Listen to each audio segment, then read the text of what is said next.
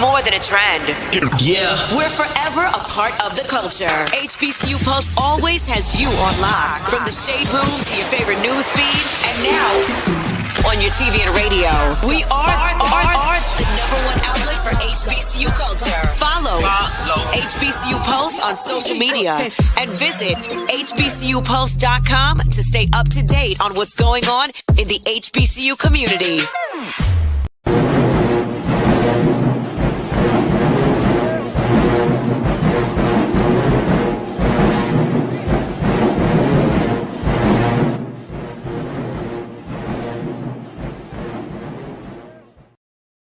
What's going on, everybody? This is Randall Barnes, the founder of HBCU Pulse and the host of HBCU Pulse Radio, in the building for another special edition of the show on today, where we are talking to two more talented Tuskegee University alumni in promotion of the new book, The HBCU Experience, the Tuskegee University edition. I have Dr. Robin Cobb and Jarrett Jackson coming up all within this block of time.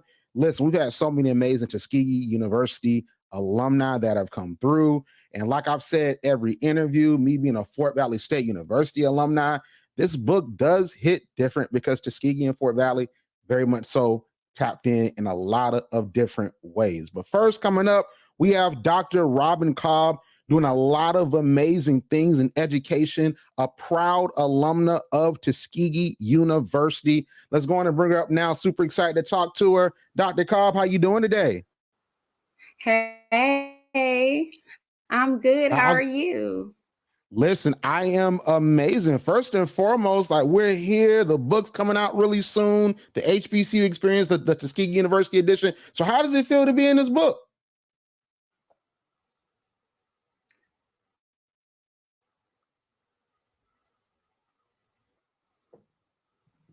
Okay, so can you hear me? Amazing. Can you hear me? I think we have a delay. I'm having the opportunity to just talk about my experience as a Tuskegee. Uh-oh, I can hear you. Can you hear me? Yes, I can now. Can you hear me? Yes, I can. Okay, honor for me to talk about my HBCU experience at Tuskegee University, and just a proud alumnus and being able to contribute and give back to the school that helped me become the woman that I am today. I love it. I love it. So let's kick it off like this. So what made you choose Tuskegee as your HBCU? So really and honestly, Tuskegee chose me. I do have some roots that trace back to it. My older sister, Raven Ivy, she attended the university. I've had some mentors in my life when I was younger in youth affiliations that also were proud alumnus of the university. But truly going into the college realm of life, I wasn't big on scholarships and applying to schools. And so by way of my academics and I had done in high school, Tuskegee provided me with a scholarship that pretty much let me know this is where I'm going to school at. I love it. I love it. So let's walk through your Tuskegee University experience year by year. So I'm going to name a year and I want you to let me know how that year was for you on the yard. And of course, we have to start with freshman year. So what was freshman year like for you?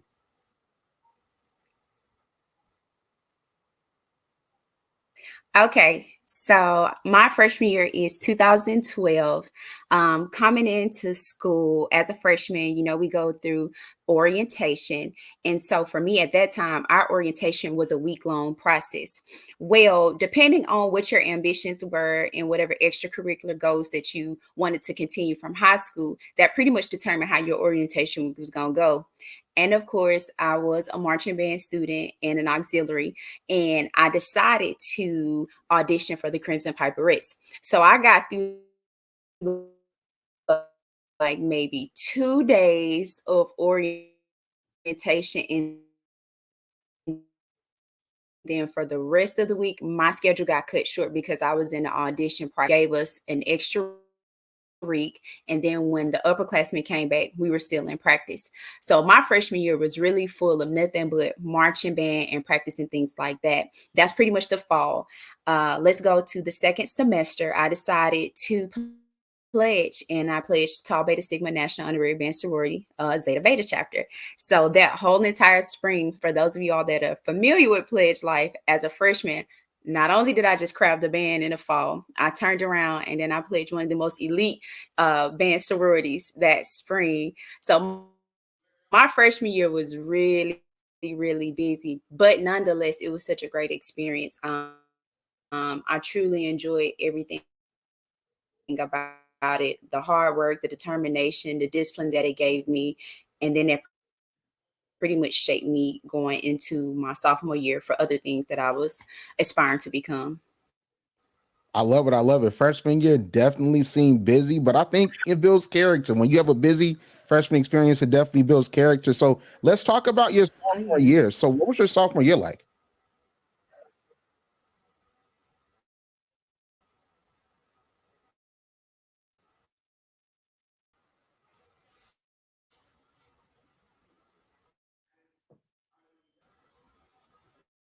Hello? Can you hear me? Hey, I can, I can hear you now. We are having a storm here. I apologize. So it might be interference with the Wi-Fi. Yeah, no problem. Listen, as long as you're safe, listen, it's perfectly fine. It's perfectly fine. So I want to ask you again about your sophomore year because your freshman year Okay. was really busy. So what was your sophomore year like for you? Okay, so sophomore year, I'm a neo now, so I'm still marching and dancing. First, that fall, pretty much regular schedule, marching band practices, going to class, doing whatever neo duties we have for the marching band season. So not too crazy, just getting familiar with multitasking and prioritizing. That spring, I decided to pledge the Delta Sigma Theta sorority chapter. Pumped up life for me. So now I have three organizations: the band, TBS, and Delta. And really, my first 2 years at Tuskegee, because I was so active in all of my organizations and wanting to be a part and do was on go every single day.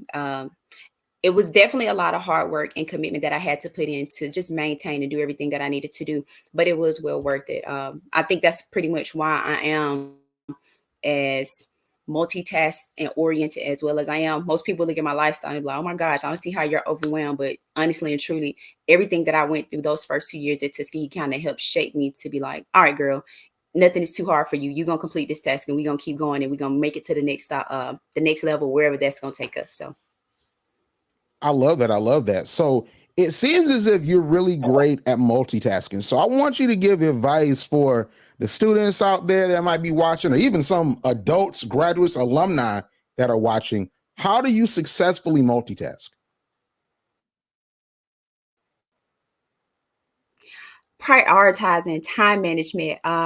If I take out my phone and I show you my Google Calendar, it's connected to my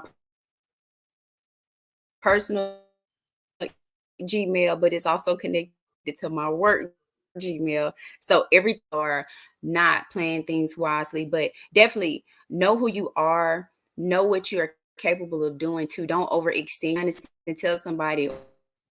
I like to try to still make sure I can meet the needs of others because I like to be a servant. And so with that, I try to move things around and make adjustments, but prioritize that. Whatever is most important is first get that done, and then everything else will fall behind. So, with all of your responsibilities in your first 2 years, I know for a lot of freshmen, it's overwhelming. And even for sophomores, it can be overwhelming as well as you transition into that upperclassman life. So, how were you able to balance it all? Because you gave great multitasking tips, but how are you able to balance everything while still being a student, while still being a part of a band, while still being a part of all your organizations? How did you find a way to manage it all? Really just doing it. That's just the biggest thing about it. You just got to do it. I think about, you see the phrase all the time, used to pray for moments like this. So when the going gets tough, are you going to fold, or are you just going to meet the needs of it? For me, I could just kind of walk through a day, wake up in the morning, go to class. As soon as you get out of class, you might have about maybe an hour to 2 hour break. I'm either going to get dinner, take a nap. Then I know I got to hit the band practice. As soon as I come out of band practice, I might have a meeting. Once that meeting is over, I might have to go to step practice. Once I'm done with step practice, I'm at the room trying to get my work done. Sometimes work can go overnight, those long nights. You might be up to 2 or 3 o'clock in the morning, get that assignment done. Then I'm laying it down for rest, and then I'm back up again, and I just kind of restart. So again, you got to prioritize what is of most importance to you. You're there for academics first, or in the work realm, you got to take care of your home, your livelihood. So make sure you get those things done. And then once you can check that box off, make sure you move down to the next thing that's going to be on your high priorities list. So I love that. I love that. So let's talk about your junior year. So what was your junior year like? junior year, fun. No more pledging. More so focused on academics, making sure I'm exactly where I need to be, because senior year is coming up. Kind of just making sure I'm networking to providing those opportunities to me, so that when it's time to graduate, I will have something to go forward as far as to step into the workforce. So it wasn't as bad at that point, though. I will say, even though I've already pledged everything, I've already solidified where I was going to be in my organizations, there was, membership intake. So then in that springtime, things would get a little bit hectic. I was able to kind of like pull in a part-time job just so I could have some extra money in my pocket. So school is taking care of itself, but then, you got other things you want to do. You want a road trip, you want to hang out. So just making sure I have some extra ends to do those things. And then moving off campus, everybody didn't want to stay in the dorm at that point. So you got to make sure you. That's very true. That's very true. I love that. I love that. So junior year sounds like it was fun. Sounds like, you were really getting yourself ready for that adult life. Then comes senior year, which we all know that's where you got to lock in. So what was senior year like for you? So I actually had a year and a half of senior. So I was a 5-year student. That 4th year, I was really locking in, making sure I was getting my academics done. Being an education major, you had to be admitted into upper division so that you could do the internship. Well, come along with that process, you have to pass all of the assessments to be an Alabama educator. For being in the state, that's what Tuskegee University is. And then from there, you have to go through the background checks, do all the medical things. So I pretty much used that year to finish up whatever classes I needed to get done, as well as preparing for that, which transcended into my other half of that year. That fall semester, I was able to, by that point, I had gotten everything together. I was admitted into upper division. And then that spring, my final spring at Tuskegee, which was 2017, I went through my entire internship from January into May. And so from there, I was actually able to walk away with the job before I graduated. So really just locking in, staying focused, because that's truly what you go to school for. Even though I danced and I did everything else, my academics came first. So I love that. I love that. So I want to ask you this. So you had a very full, like very busy, very productive, like just series of years at Tuskegee University. So out of all your years on the yard, what do you think is your success year? When I say success year, I mean, what year do you think? Because we can say all of my time at my HBCU might made me successful. But what year do you think really defined how you're moving now?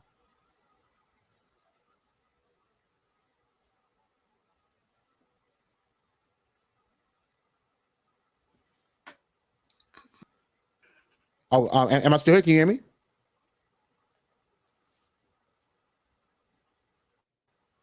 Hello? all right, I think we're connected back now. I lost you for a Okay. second there. No problem. No problem. So what I was asking is, out of all your years, because like your time at Tuskegee, where you were very productive, making things happen on the yard. So what do you think is your success year? Essentially, what year at Tuskegee do you think defined how you move now as an alumni? Definitely my senior year, just because you had so many hoops and hurdles to get through. So you're trying to make sure you have everything you need to finish up your final semester. And for most programs at the university, there is like a final thing, whether it's a project for engineers, whether it's an internship for education, veterinarian, whether it's an internship coming out of Bremer, whether it's something with the military, getting ready to let you know where you're going, just trying to get through those things, but also making sure you meet the requirements that the university has asked of you so that you can walk across that stage. And when you have all of that weighing down on you, it's a lot going on. Probably done all your duties for whatever organization you've been a part of. So it really has to get back to, why did you come to this school? And that goes for anybody, HBCU or PWI. So you're multitasking at a very high level, because at the end of the day, you want to graduate with your graduating class. You want to make sure you're walking through those doors to go ahead and start your livelihood in your career field. So the most successful year would be the senior year, because now you're balancing academics, friendships, you're traveling, you're trying to do these job interviews, and you're trying to get yourself together so that when you cross that stage and you head out of campus and you're headed back to your hometown, you know what's next. For some people, you don't go home after you graduate. You go straight to your job. So you're relocating. For others, you might have to go back home. You might have to do something else. But really, that year within itself, it's your make or break year, because college is over. And once you step out of college, you're now an adult. So you got to pretty make sure that you're pretty much ready for whatever adulthood is about to bring to you. I love that. I love that. So let's talk about your chapter in the book, The HBCU Experience, the Tuskegee University edition.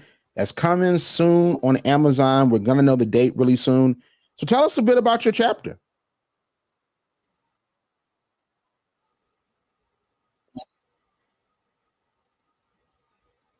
Oh, are we still connected? Are we still connected?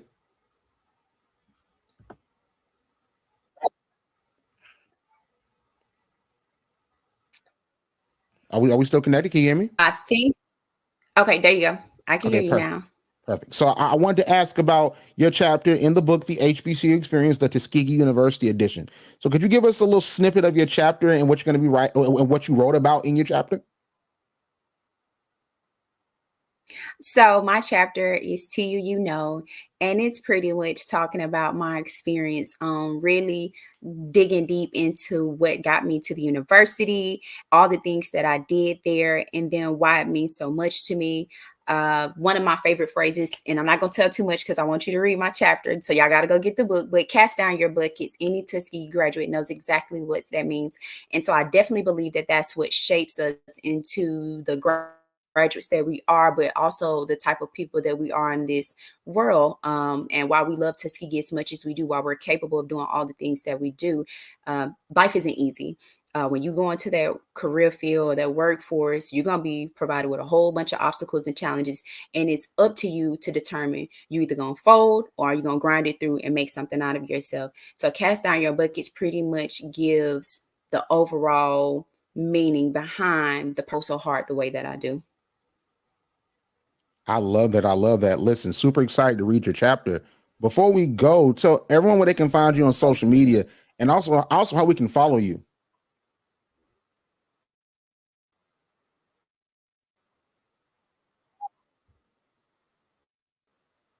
Oh, So y'all can follow me on Instagram at @C_. You can follow me on TikTok.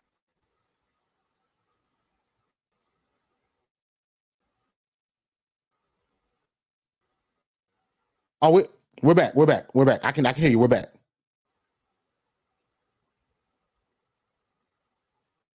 Can you hear me? Hello? I, I can hear you now. Could you hear Okay, me? yes, yes, yes. I was listening. So I want you to keep going so we can know where to find you. So you're saying your social media. So where can we find you on social media?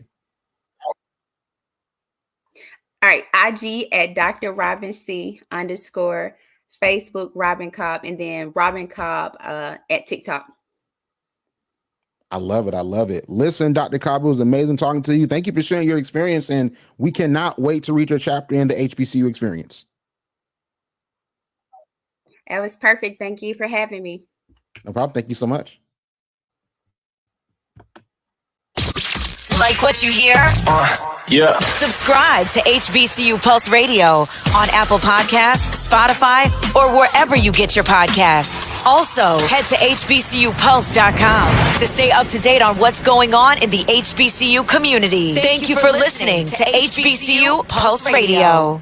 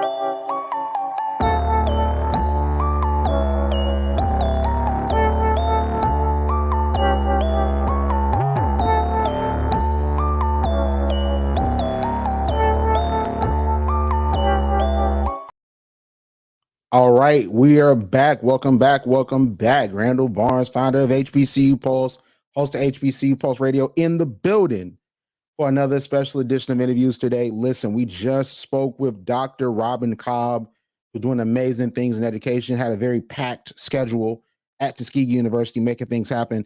Now we have Mr. Jared Jackson, an alumnus, a creative, making things happen. Super excited to speak to him. Going to bring him up right now. Mr. Jackson, how you doing today?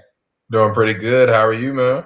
Pretty good, pretty good. So first and foremost, you're in the book, The HBCU Experience, the Tuskegee University edition. So tell us how it feels to be in this edition of the book. It actually feels an honor. I definitely say that much. I'm definitely not foreign to putting some things and some publications and things, but it's pretty cool. It's an honor. I appreciate it. Definitely first and foremost. I love it. I love it. So let's go on and get into it. So first and foremost, we always start off with this. Why did you choose Tuskegee as your HBCU, and what was your journey to making that decision? I chose Tuskegee as my HBCU. It became from right before when I was going on vacation. I say about 2-3 weeks before we even started my freshman year, 2013, August 2013. So I had honestly I say it's the closest thing to God for me, man. I heard it inside, and definitely something told me to go to Tuskegee instead of Vanderbilt. I was going to Vanderbilt, so for football.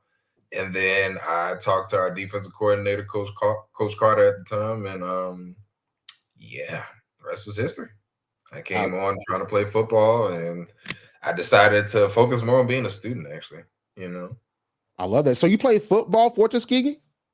I wouldn't say enough. I played a little bit first weeks. I did all the workouts and stuff, but they didn't clear me. The NCAA didn't clear me because of a past spinal injury.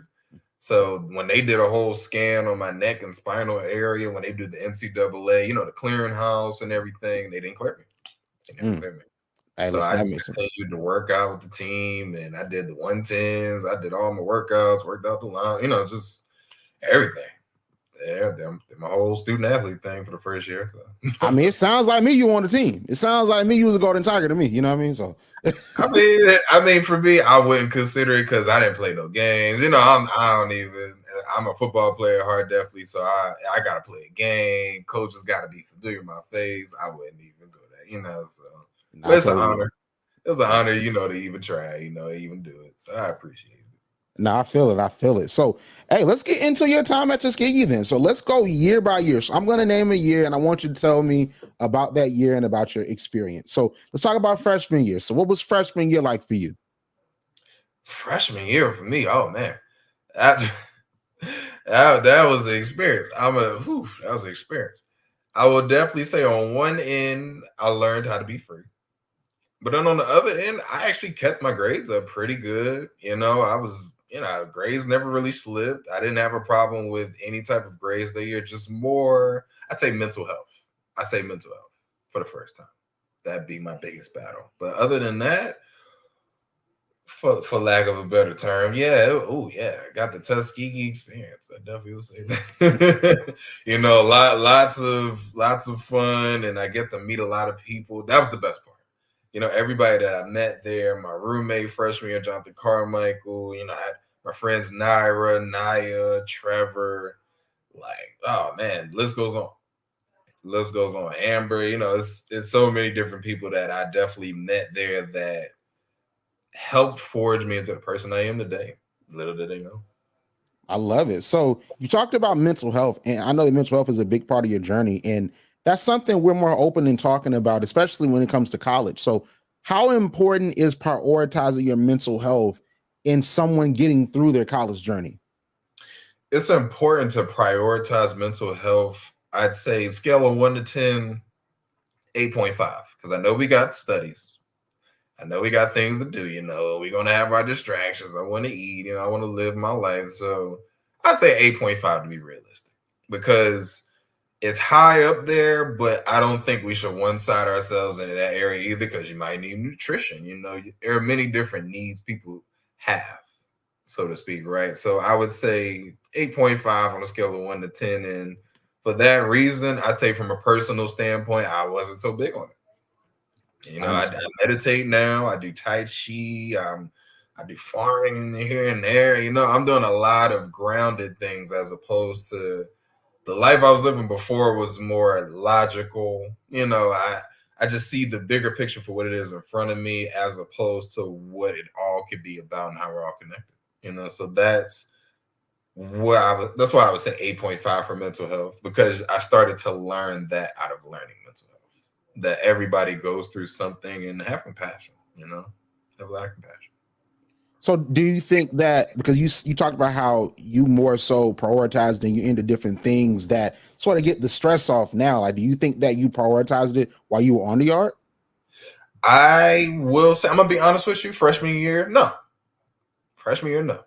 Sophomore year and onward to now, yes. I didn't know the importance of it freshman year upon experiencing it myself. And then once I started to understand what I'm doing in the midst of learning mental health and what's my own path of my life, yeah, it was up from there. Because now I can tell people, hey guys, make sure you watch out for this, but live your life. Live your life, because things happen, guys. Like, people are going to die in your life. You're going to have the best times in your life too. You're going to graduate. You're going to go places, but there are highs and lows to life that balance you out every time. And that's the biggest thing that you're going to learn from mental health a lot, especially on a college campus. You're going to be leveled out. You're going to be balanced and grounded from the mental health. So I wouldn't say shy away from it. I feel that. And the ebbs and flows of life in general, you learn that when you're in college. I mean, that's what we got to deal with as adults. So you get that first taste of it, that first experience of it in college, which is a pretty safe environment, and you're around folks that are going through the exact same things. So let's talk about sophomore year. So what was sophomore year like for you? Sophomore year for me was, and I'll say this publicly for the first time, I've never been asked that question about my sophomore year. It's challenging. It was very challenging. And I'll definitely say that's the first time I experienced a lot of darkness on my end, in terms of I didn't know what was next. I really didn't know what was next. I started to worry about my grades, and my grades are fine. It's just paranoia starts to set in coming from Philadelphia. I'm from Philly, so I'm gonna be real with you. I don't want to go back to I don't want to go back to Notre Dame. I don't want to go back to, like, even for me, I live in Uptown now, and I thought Uptown was good. I went back recently, and it got bad now too. So I really, it's almost like this was my safe haven. And I really didn't want to mess that up. So my second year was all about that. Don't mess this up. Don't do that. Like, please don't do that. Don't create that reality for yourself, which I did. And just be real with you, I did create that. To be honest with you, I did. And so it just became a long journey of learning through some hard lessons, and some things I actually saw it like in the moment, like, you know what? All right, I'm not going to do that no more. I'm not going to do this because this might be causing this, cause and effect. Learning simple principles, skills, and things as a person for character development. Seriously. So you can, the more you develop your character and take out those immoralities, lessens a lot of the chance you have for any mental duress, any mental things you got going on. So yeah, sophomore year was challenging. That was very challenging. So I hear you in just that anxiety of making sure that you're successful and you're making a way out of no way and elevating your life. So how did you get out of that dark place? Because you said you were in a dark place trying to make sure you were getting to that success. So how did you navigate out of that anxiety and that dark place about what's next? Meditation. My sophomore year is the first time, towards the end, I got to the point where I'm like, I don't have anything else to lose. Why not? I did poetry with the Young Black Artists Movement. Shout out to the Young Black Artists Movement, YBAM, and it helped. That was like one of the things that got me in the doorway to face these things. So it helped, but I needed something a little bit more deeper and personally deeper, without affecting and projecting anything on people around me that were my friends. So I chose meditation, and like sit down, meditation, like, just every day for it's been almost 10 years now. It's almost 10 years now, and it's been a journey. Yeah, it's been a journey. It'll be 10 years in August, and I've been doing it every day since. just making sure I can actually appreciate the moment. That was really my biggest battle sophomore year, and that's how I found my way through it, is meditating to get the clarity of mind and just say, enjoy the moment. I think that's key. My mom always tells me that even now, and back when I was in high school and college, she used to just say, enjoy the moment. I'm trying to make things happen. I'm trying to, to make these moves, trying to get my life together. She's like, just enjoy the moment. And a lot of folks don't understand about enjoying that moment. College is literally a split second. It's going to be over. So you got to enjoy that moment, because after you leave, you're going to be reminiscing about it and reminiscing about that moment probably for the rest of your life, especially if it was really like that. So trust me, I totally get that. And speaking of that, I know for me, my junior year was probably my best year at my HBCU, Fort Riley State University, right? So I want to know, like, what was your junior year like? Okay, interesting. My junior year was more, if you took my freshman year, the good, like all of that amazing from the freshman year, and mixed it in with sophomore year, and it was the perfect blend. I say that. It was a perfect balance between the two. So now I'm more so going into like, okay, I get this. Let's not do that because we want to be mentally sane, but let's make sure we make morally sound decisions. So now I'm hitting 21, I'm getting into that, age where it's like, okay, now, like I'm bridging that gap. Like I feel myself becoming the adult in decision making, how I'm mentally looking at things. Things life-wise were starting to look up a little bit more. I would definitely say that. The more I meditated and I looked and I found these different techniques and all of that, and I found Tai Chi and stuff, that's when I started to actually sensibly find my way. That's when I started to get a leg up, I like to say. Like I'm a fan of Kobe.